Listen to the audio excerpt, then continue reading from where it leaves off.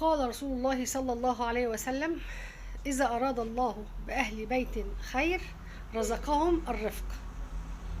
الرفق واللين في كل الأمور، الرفق واللين في تربية الأولاد، الرفق واللين في معاملة الجيران، الرفق واللين في الأعمال، في كل شيء. الرفق واللين من أحب الصفات اللي بتصلح العلاقات بيننا وبين الناس. بلاش الشدة وبلاش الغلظة، بلاش نكره الناس فينا، بلاش نكره أولادنا فينا. المعاملة ادفع بالتي هي أحسن، فإذا الذي بينك وبينه عداوة كأنه ولي حميم. ادفع بالتي هي أحسن. نحاول على قد ما نقدر ما نردش الإساءة بالإساءة، من عفا وأصلح فأجره على الله. الرفق واللين في كل شيء.